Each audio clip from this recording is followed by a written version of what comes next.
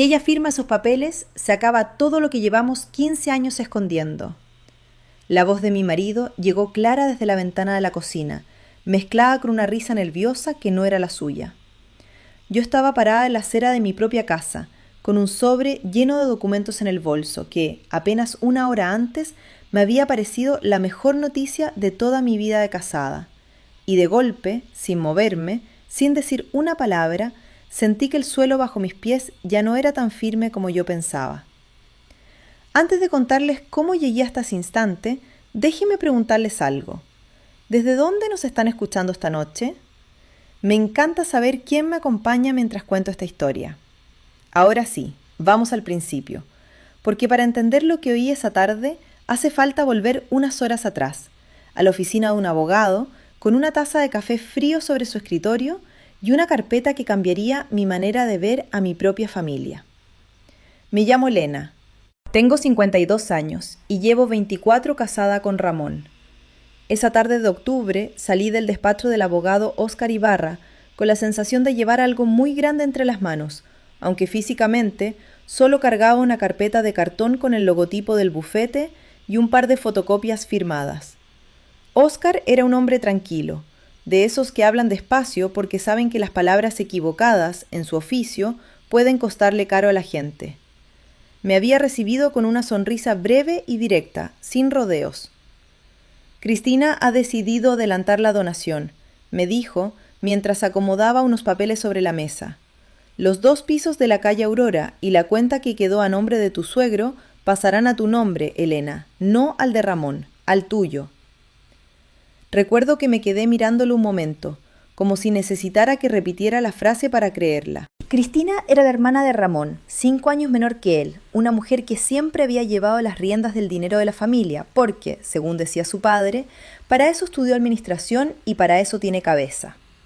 Durante años yo había aceptado ese reparto sin pensarlo demasiado. Ramón y yo llevábamos la frutería que habíamos levantado juntos desde jóvenes y Cristina administraba lo que quedaba del patrimonio de sus padres. Nunca me había sentido excluida, o al menos así había decidido vivirlo. ¿Por qué a mí?, pregunté, y no era falsa modestia, era una pregunta honesta. Óscar juntó las manos sobre la mesa antes de responder. Porque ella lo pidió así, expresamente. Dijo que quería que quedara claro, por escrito, que esto es para ti. No para el matrimonio, no para Ramón, para ti. Hay condiciones que todavía tenemos que revisar con calma, pero en líneas generales, 2 apartamentos en la calle Aurora y una cuenta con un capital sólido, ya liberada de cargas. Firmarás la aceptación formal la semana que viene, pero quería que lo supieras hoy, de mi boca, antes de que corra por ahí de otra manera. ¿Liberada de cargas?, repetí, porque la expresión se me quedó pegada, sin saber todavía por qué. Uno de los pisos tenía una hipoteca antigua, se canceló hace poco, ya está limpio. El despacho de Óscar olía a papel y a café recién hecho, con esos estantes llenos de carpetas ordenadas por año que da la sensación de que ahí dentro está guardada media vida de medio pueblo. Recordé, sentada frente a él, la primera vez que había pisado ese mismo edificio, hacía ya 8 años, cuando murió Tomás, el padre de Ramón y de Cristina, y hubo que repartir lo poco y lo mucho que había dejado. La casa familiar, que terminó vendida y repartida en partes iguales, y esos 2 pisos pequeños de la calle Aurora, comprados en los años 80, cuando Tomás todavía trabajaba en la fábrica de conservas del puerto, y logró, ahorro tras ahorro, hacerse con ellos como quien construye una pequeña red de seguridad para sus hijos. En el testamento no se especificaba nada sobre mí. Los pisos y la cuenta quedaron a nombre de Ramón y Cristina, mitad y mitad, y desde entonces había sido Cristina quien se ocupaba de administrarlos, cobrar los alquileres, pagar los impuestos, resolver cualquier problema con los inquilinos. Yo nunca había puesto objeción a ese arreglo. Al contrario, me había parecido cómodo no tener que ocuparme de una cosa más en medio de tantas otras. No le di mayor importancia a lo de la hipoteca en ese momento. Estaba demasiado ocupada tratando de asimilar la noticia principal como para detenerme en un detalle administrativo que, unas horas más tarde, iba a resultar ser la pieza que explicaba todo lo demás. Salí de aquella oficina con una sensación extraña, mezcla de alegría y de vértigo. No eran cifras enormes ni un golpe de suerte de lotería. Eran 2 apartamentos modestos heredados hacía años del padre de Ramón y una cuenta que representaba, ni más ni menos, la posibilidad de dejar de contar cada mes los últimos días hasta el siguiente cobro. Después de 24 años de trabajar codo a codo con mi marido en una ferretería que habíamos sacado adelante entre deudas, reformas aplazadas y noches de calculadora en la mesa de la cocina, aquello se sentía como una puerta que se abría justo cuando yo ya casi había dejado de buscarla. Caminé hasta el coche despacio, sin prisa por llegar a ningún lado, porque quería alargar ese rato de felicidad tranquila antes de que la vida cotidiana volviera a reclamar su lugar. Me senté al volante, pero no arranqué enseguida. Me quedé mirando la carpeta sobre el asiento del copiloto, pensando en Ramón, en cómo se le iluminaría la cara cuando se lo contara, en la cena que prepararía esa noche para celebrarlo, algo sencillo pero especial, tal vez esa receta de pescado al horno que solo hacíamos en fechas señaladas. Pensé también, inevitablemente, en todo lo que esa noticia podía cambiar. Llevábamos años posponiendo cosas pequeñas que, juntas, pesaban más de lo que uno admite en voz alta. El techo de la ferretería, que goteaba por una esquina desde hacía 2 inviernos y que arreglábamos cada temporada con una lona provisional. El crédito que aún debíamos por la ampliación del local, firmado hacía 8 años y que todavía nos quitaba una parte importante de cada mes. Y sobre todo, un sueño que habíamos guardado en un cajón mental desde que éramos novios. El de comprar algún día una casita pequeña cerca del mar, para cuando llegara la jubilación. Cada vez que lo mencionábamos, de paso, casi como una broma, Ramón sonreía y decía, cuando se pueda, y los años habían ido pasando sin que nunca se pudiera. Con lo que Cristina me estaba dando, de pronto todo eso dejaba de ser un sueño de sobremesa y empezaba a parecer un plan real. Pagaríamos el crédito, arreglaríamos el techo de una vez por todas y quizás, por primera vez en 2 décadas, tendríamos algo de colchón para el futuro. Recordé mientras conducía la primera vez que Ramón y yo hablamos de formar una vida juntos. Hacía tantos años que a veces me cuesta creer que fuimos esas 2 personas jóvenes sentadas en la escalinata de la iglesia del barrio, calculando en una servilleta de papel cuánto necesitaríamos para alquilar un pequeño local y empezar con la ferretería. No teníamos nada entonces, salvo ganas de trabajar y la certeza, un poco ingenua, de que si nos esforzábamos lo suficiente, todo terminaría saliendo bien. Con los años, esa certeza se había ido puliendo con la realidad. El esfuerzo era necesario, pero no siempre suficiente, y a veces hacía falta algo más, un golpe de ayuda, una mano que uno no esperaba, para que las cuentas cerraran. Yo siempre creí que esa mano, en nuestro peor momento, había sido un familiar, como Ramón me dijo entonces sin dar más detalles. Nunca, hasta esa tarde, había vuelto a pensar demasiado en quién había sido exactamente ese familiar. Iba tan concentrada imaginando la cara de Ramón cuando se lo contara, que estuve a punto de pasarme un semáforo en rojo cerca de la plaza. Frené a tiempo, respiré y seguí conduciendo despacio el resto del camino, como si algo dentro de mí ya intuyera que convenía llegar a casa con calma, no con prisa. Llegué a nuestra calle poco antes de las 7 de la tarde. Vivíamos en una casa de 2 plantas que habíamos comprado hacía 15 años, con un jardín pequeño al frente y un seto que Ramón siempre prometía podar y nunca terminaba de podar. Era una calle tranquila, de esas donde uno conoce a casi todos los vecinos de vista, donde los niños que jugaban en la acera cuando compramos la casa ya eran hoy adultos que saludaban desde sus propios coches. Al girar la esquina reconocí de inmediato el coche de Cristina, estacionado justo delante de nuestra puerta, en un ángulo torcido, como si lo hubiera dejado con prisa. Me pareció raro. Cristina nunca venía sin avisar, y menos entre semana, porque decía que odiaba el tráfico de esa hora y prefería quedarse en su propio piso, del otro lado de la ciudad, hasta el fin de semana. Aparqué unos metros más atrás, no sé bien por qué, tal vez porque algo en mi cuerpo ya había empezado a notar que ese no era un día cualquiera, antes de que mi cabeza lo entendiera del todo. Bajé del coche despacio, con la carpeta del abogado todavía apretada contra el pecho, y caminé hacia la casa.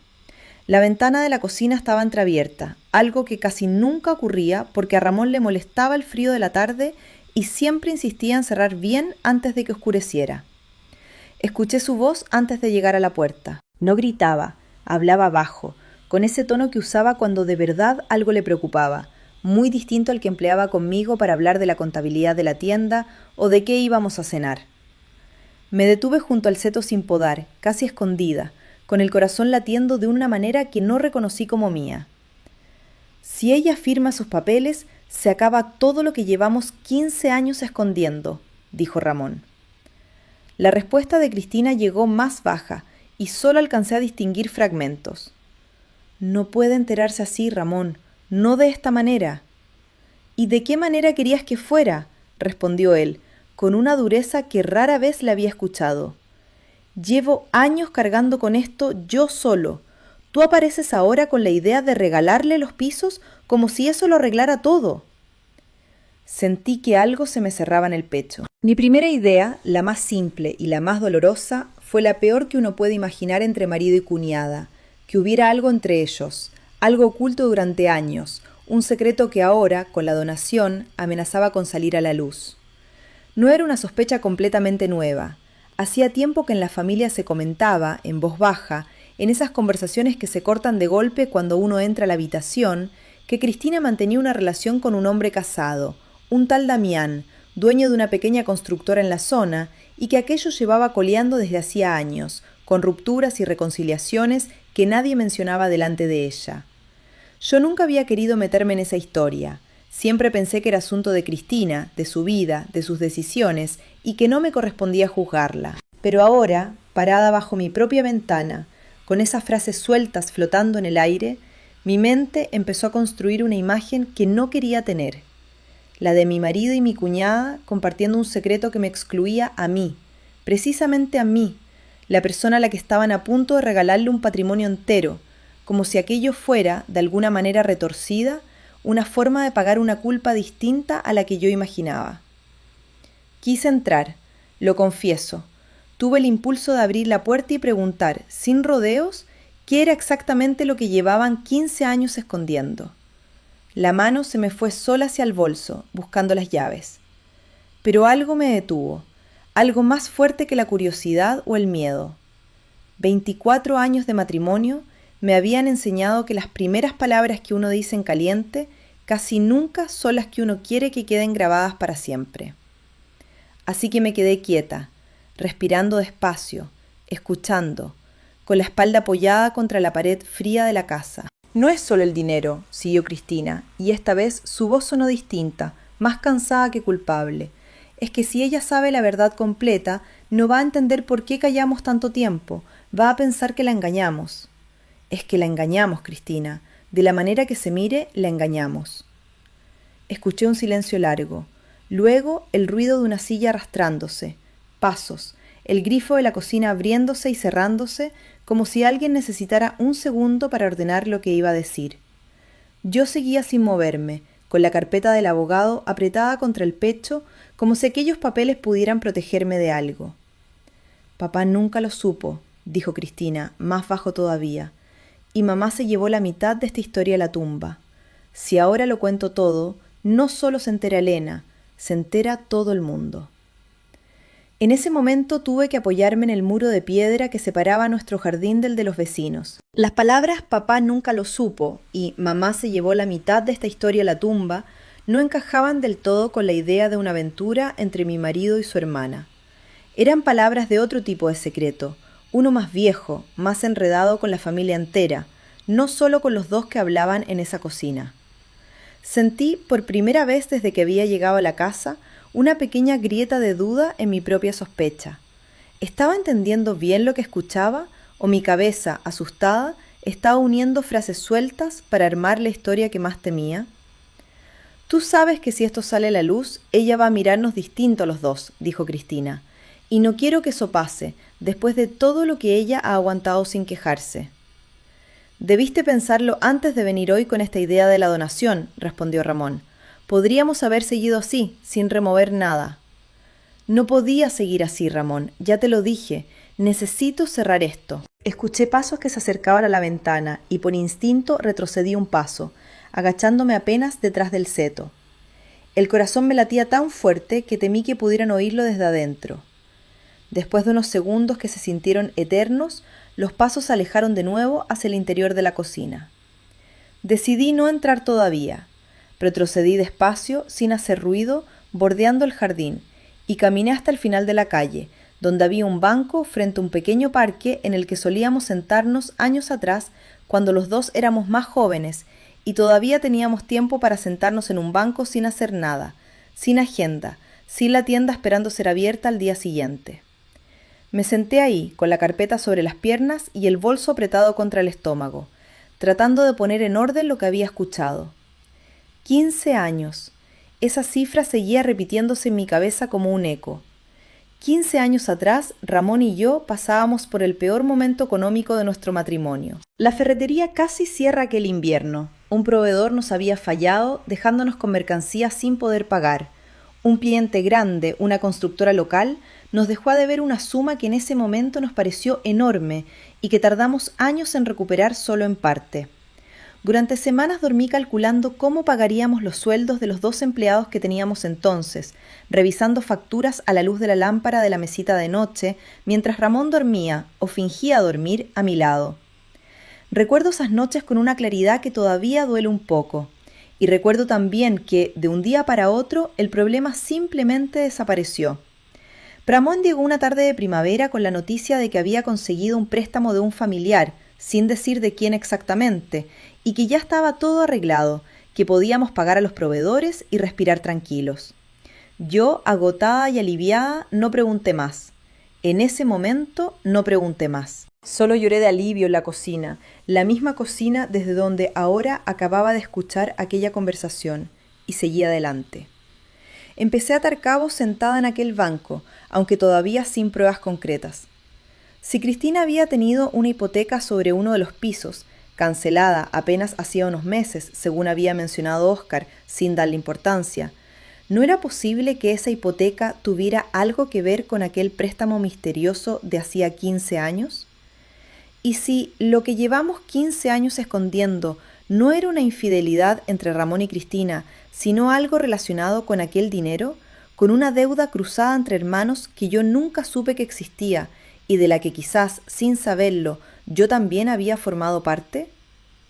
Pensé también, con una punzada incómoda, en otros detalles sueltos de los últimos años que en su momento no me habían parecido importantes, pero que ahora, mirados en conjunto, empezaban a formar un dibujo distinto. Los sábados en que Ramón salía temprano diciendo que iba a ayudar a un antiguo compañero de la mili con reparaciones eléctricas en su casa, y volvía siempre cansado, con las manos ásperas, sin cobrar nada por ese trabajo porque, entre amigos no se cobra, una llamada que contestó hace un par de años, saliendo al jardín para hablar, y que colgó rápido cuando me vio acercarme.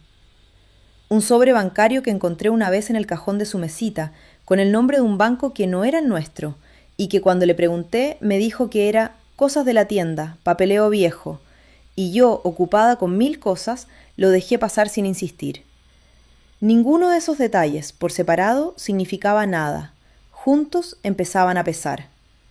Pensé, sentada en aquel banco, en tantos domingos de comida en casa de Cristina, después de que su madre falleciera y ella se convirtiera, casi sin proponérselo, en el punto de reunión de la familia. Yo llegaba siempre con algo cocinado, ayudaba a poner la mesa, escuchaba las mismas anécdotas repetidas año tras año, y jamás sentí que aquello fuera una carga, sino simplemente lo que hacía falta para mantener unida a la gente que uno quiere. Ahora, sentada sola frente a ese parque vacío a esa hora de la tarde, me pregunté por primera vez si esa disposición mía a acomodarme, a no preguntar demasiado, a aceptar cada explicación a medias que me daban con tal de no generar un conflicto, no había sido, en el fondo, una invitación silenciosa a que me siguieran ocultando cosas. Nunca me había gustado discutir, prefería resolver, organizar, seguir adelante, y esa misma virtud, pensándolo bien, también podía leerse como una debilidad que otros, sin mala intención necesariamente, habían aprendido a usar a su favor.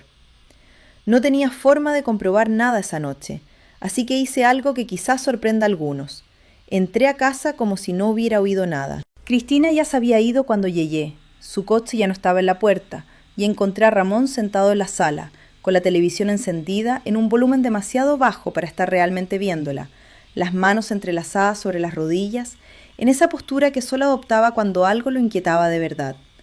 Me preguntó cómo me había ido con el abogado, y yo le conté, con una calma que me costó fabricar, que Cristina había decidido adelantar la donación de los pisos y la cuenta.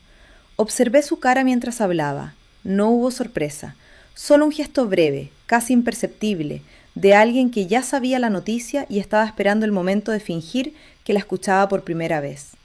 «¡Qué bien!», dijo, y me abrazó. Un abrazo un poco más largo de lo normal, como si necesitara sostenerse en algo. «Esto nos cambia la vida, Elena». No le dije nada de lo que había escuchado bajo la ventana. Cenamos casi en silencio, un silencio que él probablemente atribuyó al cansancio del día, y esa noche dormí mal, dándole vueltas a cada palabra, tratando de decidir si debía confrontarlo directamente o buscar antes alguna prueba que me permitiera entender la historia completa antes de romper algo que quizás no hiciera falta romper. A las 3 de la madrugada me levanté a beber agua y me quedé un rato apoyada en la encimera de esa cocina, mirando la ventana por la que unas horas antes había escuchado la voz de mi marido hablando de un secreto que, según él mismo había dicho, nos engañaba de alguna manera. A la mañana siguiente, apenas Ramón salió hacia la ferretería, llamé a Óscar Ibarra y le pedí una cita, con la excusa de revisar los documentos de la donación antes de firmarlos.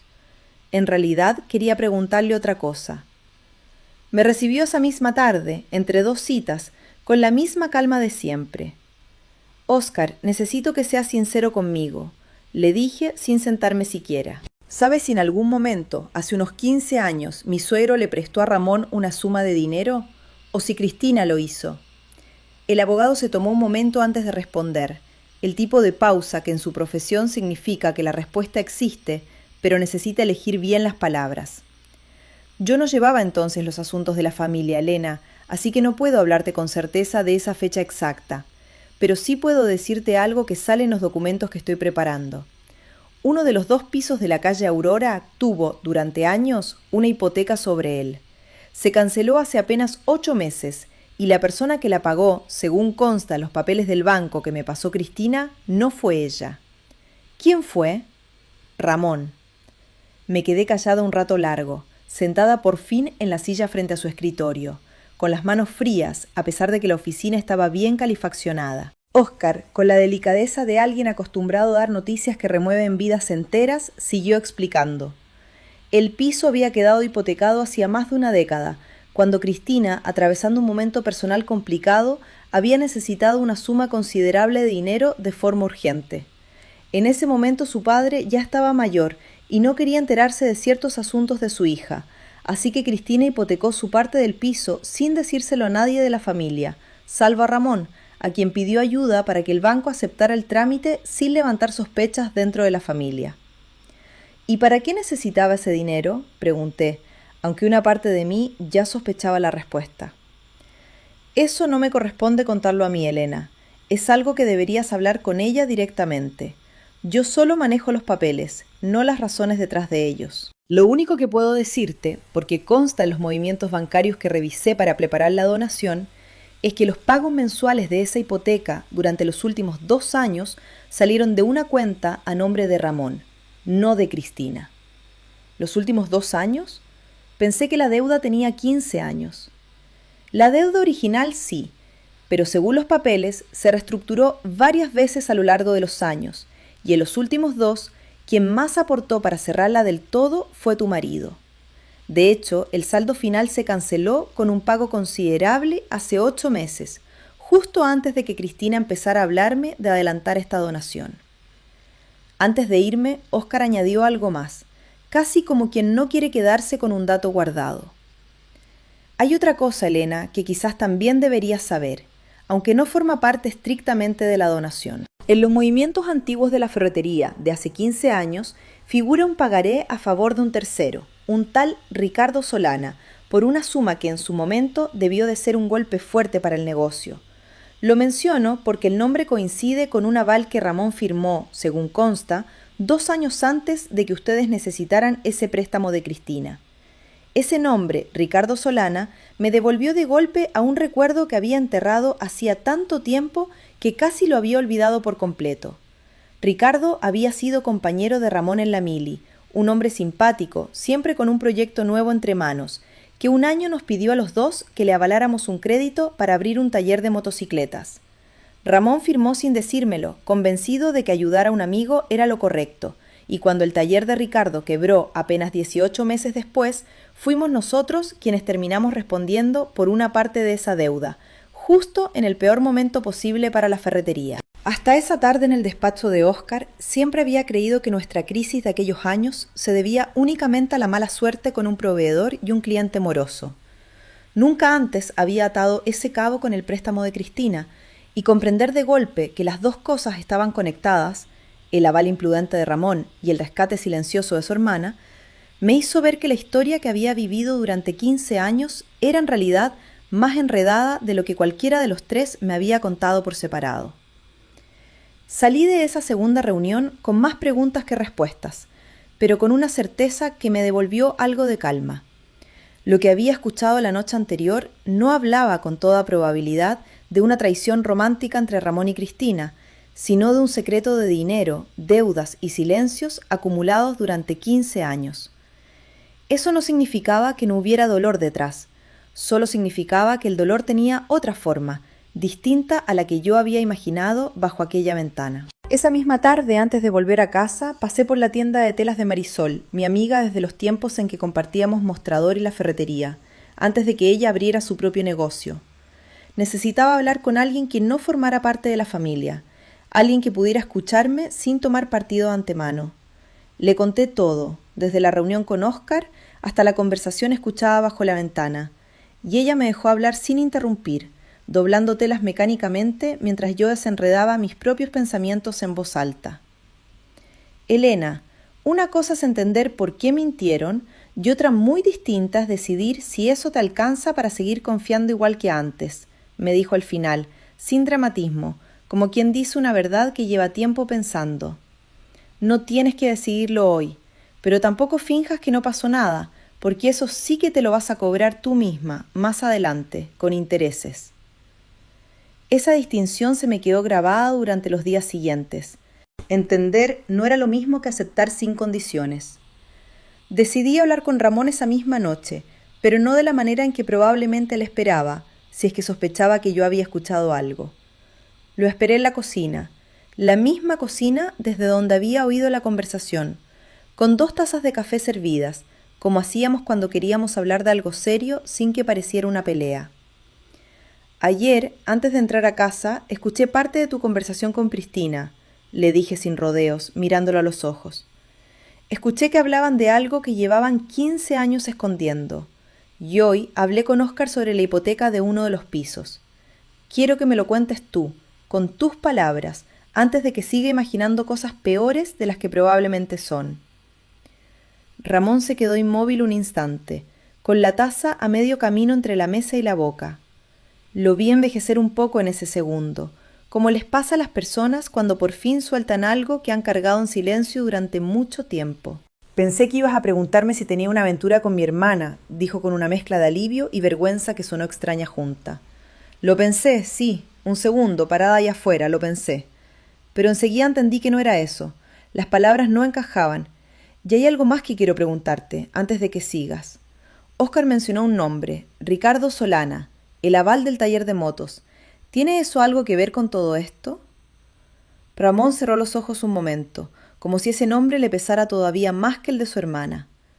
Tiene todo que ver, dijo. Yo avalé a Ricardo sin decírtelo, porque en ese momento me pareció una tontería molestarte con un papel que, según él, jamás se iba a ejecutar. Cuando su taller quebró, tuvimos que responder por una parte de esa deuda, y fue eso, más que el proveedor o el cliente que nos dejó a deber, lo que de verdad nos puso contra la pared aquel invierno. Yo sabía que esa deuda era culpa mía, por confiar sin pensar, y no fui capaz de decírtelo entonces. Cuando Cristina me ofreció ayuda, para mí fue casi un alivio poder resolver el problema sin tener que confesarte mi propio error. Así que en realidad, Elena, hay 2 silencios metidos uno dentro del otro, el de ella y el mío. Ramón dejó la taza sobre la mesa y empezó a hablar, despacio, como quien ha ensayado 1000 veces esa confesión en su cabeza, sin atreverse nunca a decirla en voz alta.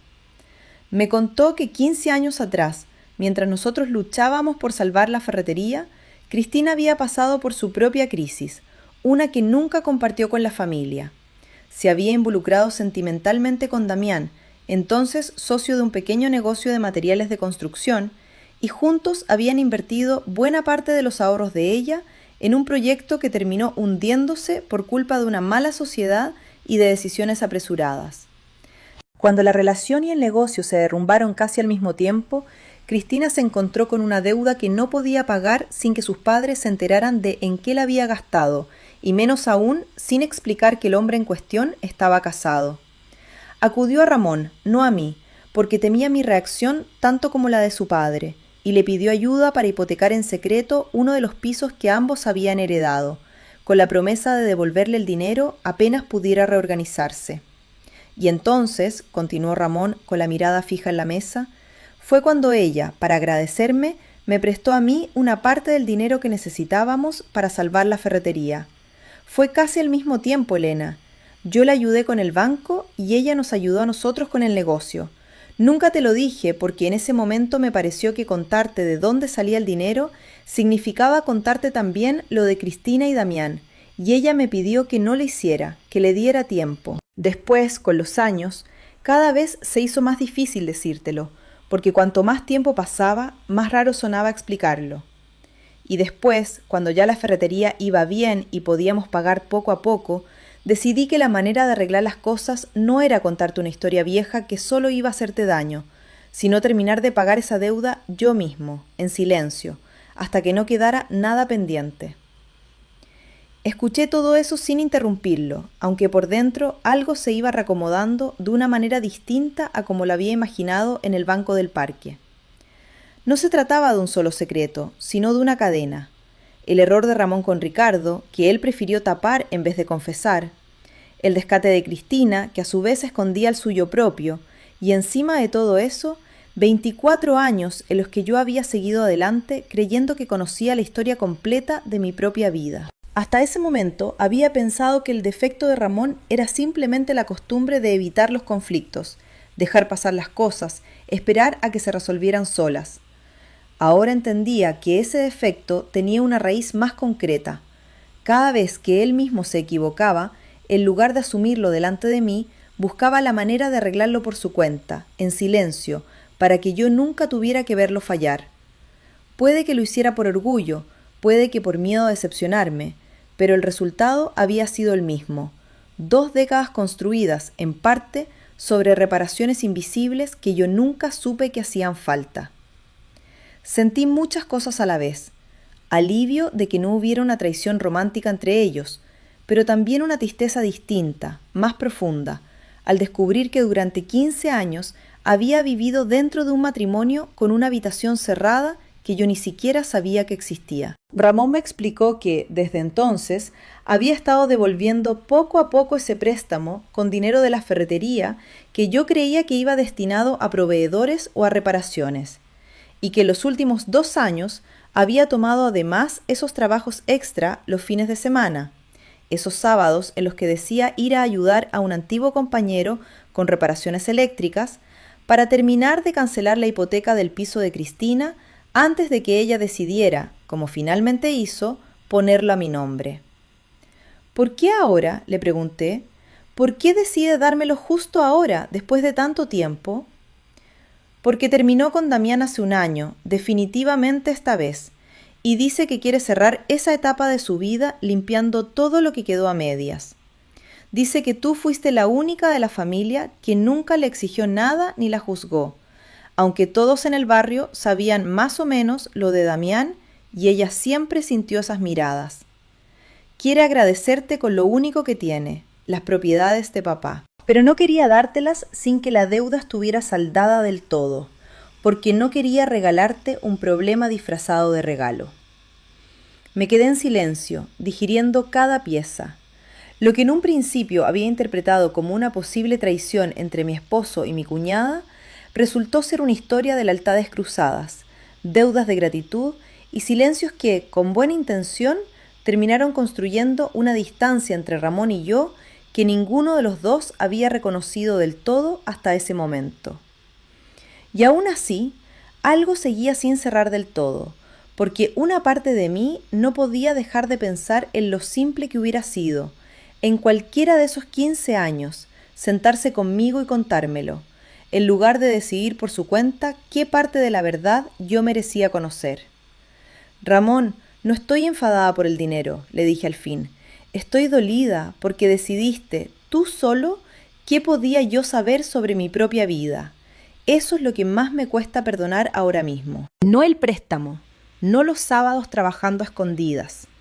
La decisión de callar, año tras año, como si yo no mereciera saberlo. Él no intentó defenderse con excusas grandes. Solo dijo que tenía razón, que llevaba años sintiendo el peso de ese silencio, que muchas noches había estado a punto de contármelo y siempre encontraba una razón para posponerlo un poco más, y que en el fondo se alegraba de que por fin hubiera salido a la luz, aunque hubiera sido de la peor manera posible, escuchado a medias, desde afuera de nuestra propia casa. ¿Y qué pasa ahora si mañana vuelves a equivocarte con algo?, le pregunté, porque necesitaba saberlo, no como una amenaza, sino como una pregunta real. ¿Vas a arreglarlo tú solo otra vez, sin decirme nada, para que yo no tenga que verte fallar? Se quedó un rato pensando la respuesta, y agradecí que no me diera algo automático, algo dicho solo para calmarme. No lo sé con certeza, Elena. Sé que es lo que he hecho toda mi vida, con mi padre, contigo, incluso con Ricardo cuando le firmé aquel aval sin consultarte. Siempre pensé que ser un buen marido era no traerte problemas, resolverlos antes de que llegaran a tu mesa. Ahora entiendo que eso, en realidad, es otra forma de no confiar en ti. De pensar que no ibas a poder con la verdad, cuando en realidad has sostenido cosas mucho más difíciles que un aval mal firmado. Entonces empecemos por ahí, le dije. No te pido que seas perfecto. Te pido que la próxima vez que algo salga mal, me lo digas a mí antes que a nadie. Aunque te dé vergüenza, aunque pienses que puedes arreglarlo solo. Te lo prometo, dijo, y por primera vez en toda esa conversación no sonó como una frase hecha, sino como alguien que de verdad estaba tratando de entender en qué se había equivocado más allá del dinero. Los días siguientes fueron extraños, silenciosos, pero no en el sentido que uno imagina cuando dice que un matrimonio está en crisis. Era más bien un silencio de reacomodo, de dos personas que de pronto tenían que aprender a mirarse de una manera distinta, sabiendo cosas que antes no sabían. Cristina me llamó 2 veces esa semana, y las 2 veces dejé que sonara hasta el buzón de voz. No estaba lista para hablar con ella todavía. Necesitaba primero terminar de entender lo que sentía respecto a Ramón antes de enfrentarme a ella. Cuando por fin acepté verla, la cité en un café cerca de la ferretería, en terreno neutral, no en la casa de ninguna de las dos. Llegó con esa seguridad que siempre la había caracterizado, esa manera de entrar a un lugar como si ya supiera exactamente qué decir, pero en cuanto se sentó frente a mí, esa seguridad se desarmó un poco, y por primera vez en años la vi realmente nerviosa. Sé que Ramón te contó todo, dijo, antes de que yo pudiera hablar. Y sé que probablemente pienses que soy una manipuladora, o algo peor. No pienso eso, respondí con calma. Pienso que cometiste un error hace 15 años, como lo cometen muchas personas cuando tienen 20 y tantos y creen que el amor puede arreglar cualquier desastre financiero. Lo que no entiendo, y eso sí me cuesta, es por qué durante 15 años preferiste que tu hermano cargara solo con ese secreto en vez de encontrar en algún momento la manera de contármelo tú misma. Cristina bajó la mirada. Me contó con una honestidad que no esperaba de ella, que los primeros años después de aquello sentía tanta vergüenza que le resultaba físicamente imposible mirarme a los ojos y hablar del tema, que con el paso del tiempo el silencio se había vuelto una costumbre más que una decisión consciente, algo que uno arrastra sin darse cuenta de que ya podría haberlo soltado hace tiempo. Y que, cuando finalmente decidió terminar con Damián y ordenar su vida, entendió que la única manera de cerrar esa etapa de verdad era hacer algo concreto, no solo pedir perdón con palabras que se las lleva el viento.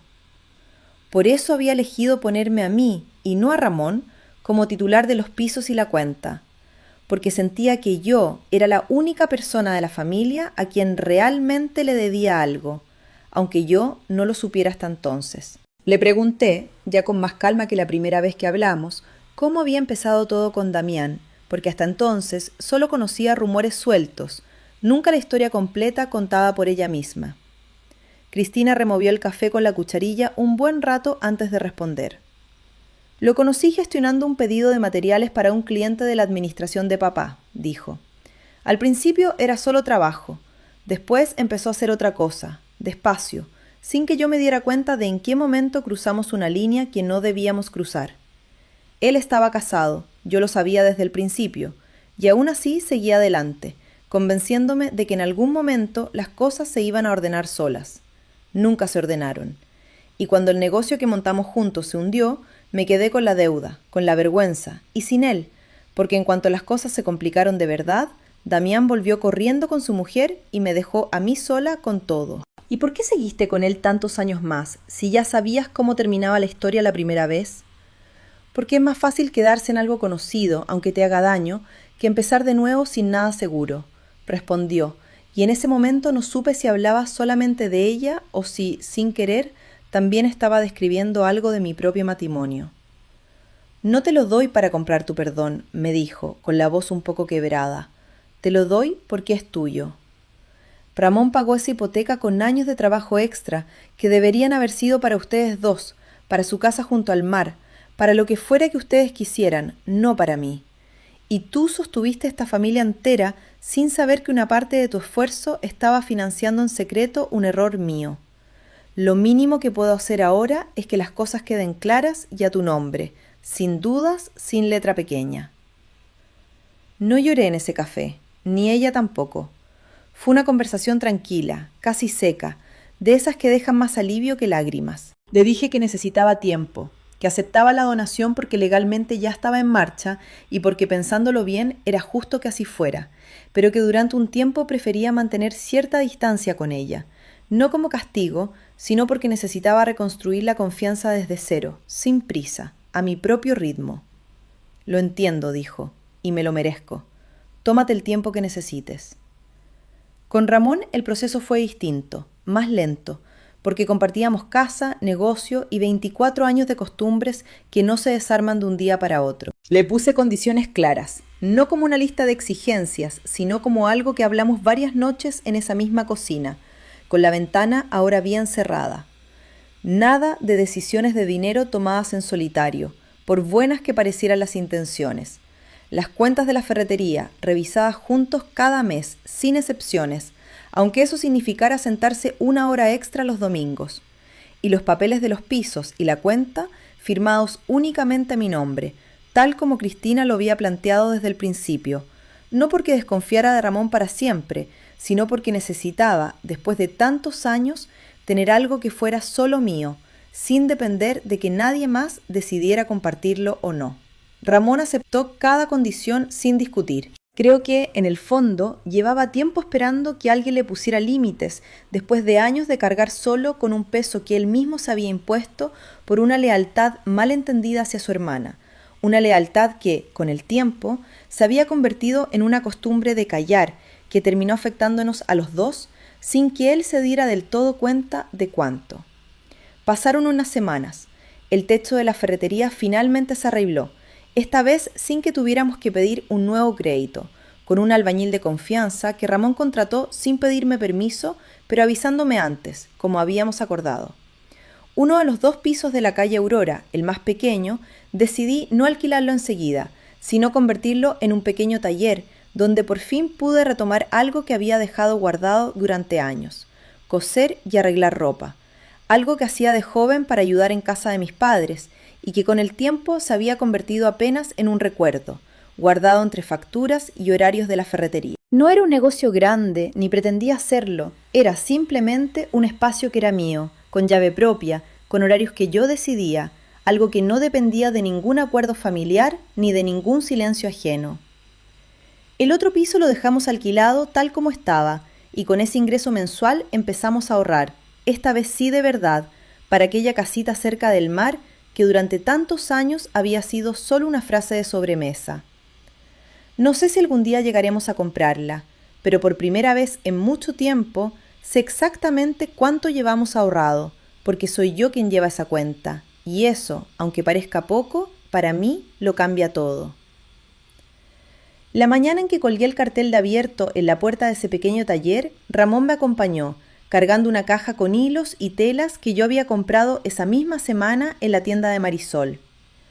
No dijo ningún discurso, no hubo abrazos largos ni promesas solemnes. Solo se quedó ahí, sosteniendo la puerta mientras yo giraba la llave por primera vez, y me dijo, con una sencillez que después de tantos años me pareció más sincera que cualquier declaración grande. Esto es tuyo, Elena, de verdad tuyo. Y por primera vez en mucho tiempo, sentí que esa frase no necesitaba ninguna letra pequeña detrás. Recuerdo también una tarde, ya entrado el invierno, en que una antigua clienta de la ferretería, una mujer mayor del barrio llamada Adela, entró al taller buscando que le arreglara el bajo de un abrigo.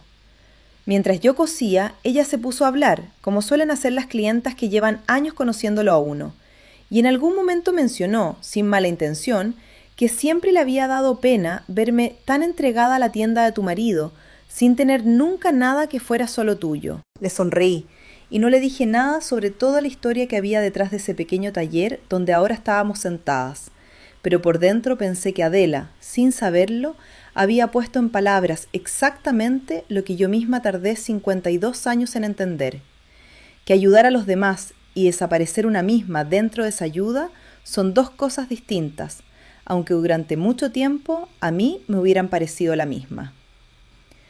Con Cristina la relación se fue reconstruyendo despacio, con almuerzos cada 2 o 3 semanas en vez de cada domingo, con conversaciones que ya no daban tantas cosas por sentadas. No volvimos a ser exactamente lo que éramos antes, pero encontramos algo distinto, quizás más honesto, una relación con menos silencios y más preguntas directas, aunque a veces incomodaran un poco.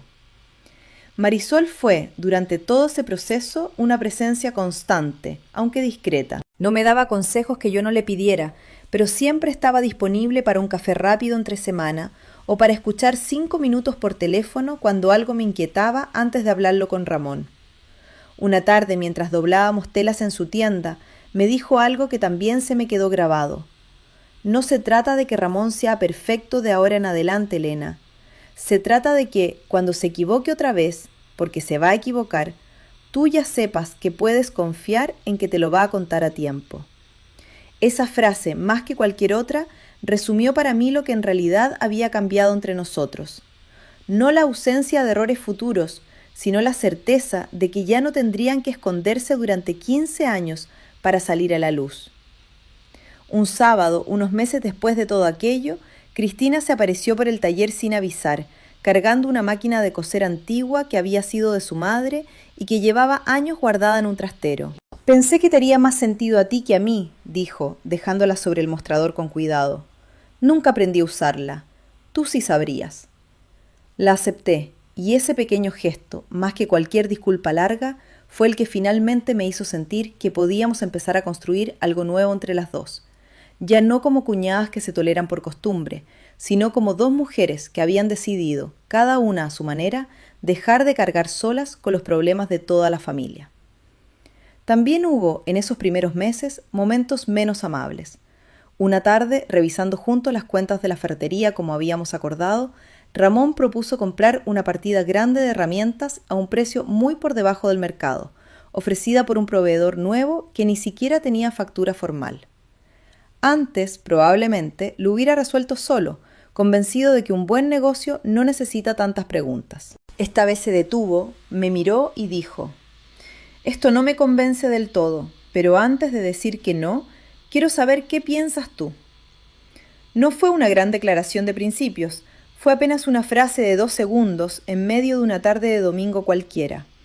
Pero para mí, después de todo lo que habíamos atravesado, esa frase pesó más que cualquier ramo de flores que me hubiera podido traer para pedir disculpas.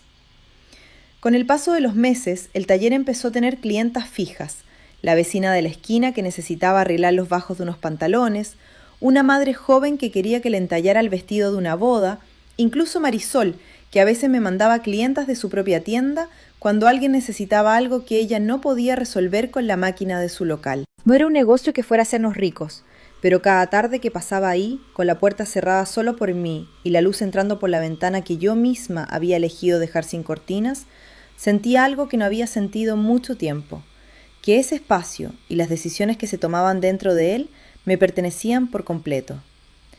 Ramón, por su parte, cumplió lo que había prometido aquella noche en la cocina, al menos hasta donde yo podía comprobarlo. Cuando un proveedor nuevo le ofreció un trato que parecía demasiado bueno para ser cierto, no lo firmó solo. Me lo trajo a casa, lo revisamos juntos en la mesa y entre los dos decidimos rechazarlo, porque algo no terminaba de cuadrar. Fue una decisión pequeña, sin ninguna épica, pero para mí significó más que cualquier disculpa que me hubiera dado con palabras bonitas. Las cuentas de la ferretería seguían siendo, cada mes, una tarde de domingo compartida entre los dos, con la calculadora sobre la mesa y las facturas ordenadas por fecha, tal como habíamos acordado. Un domingo de primavera, casi un año después de aquella tarde en que salí del despacho de Óscar, con la carpeta apretada contra el pecho, Ramón y yo manejamos hasta un pueblo costero que habíamos visitado un par de veces de novios, solo para caminar por el paseo marítimo y comer algo frente al mar. No íbamos a comprar nada todavía, el ahorro apenas empezaba a tomar forma. Pero nos detuvimos frente a una casa pequeña, de 2 habitaciones, con un cartel de «Se vende», algo desteñido por el sol, y los dos nos quedamos mirándola en silencio más tiempo del necesario. «Todavía no», dijo Ramón, adivinando lo que yo estaba pensando, «pero ya no es una fantasía, ahora es solo cuestión de tiempo».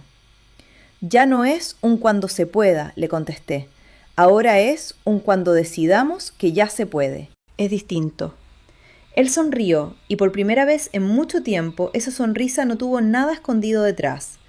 Seguimos caminando por el paseo, sin prisa, como dos personas que después de 24 años todavía se estaban conociendo un poco, en esa parte nueva que había quedado al descubierto después de que todos los silencios viejos por fin salieran a la luz. Con el tiempo entendí que lo que más me había dolido de toda esta historia no fue el dinero escondido, ni siquiera el silencio de 15 años, sino haber pasado tanto tiempo confundiendo la paciencia con la obligación y creyendo que sostener a una familia significaba no hacer preguntas. Aprendí que se puede querer a alguien, perdonar un error ajeno y al mismo tiempo exigir que nunca más se decida por uno lo que uno tiene derecho a saber. Esa fue, al final, la verdadera herencia de todo esto, no los pisos, ni la cuenta del banco, sino la certeza tranquila de que mi voz en mi propia vida no necesita el permiso de nadie más. Hoy, cuando alguien me pregunta qué fue lo que realmente heredé de aquella familia, ya no pienso primero en los 2 pisos, ni en la cuenta del banco, sino en esa lección sencilla que tardé más de 20 años en aprender. Gracias por acompañarme hasta el final de esta historia. Nos vemos en el próximo relato.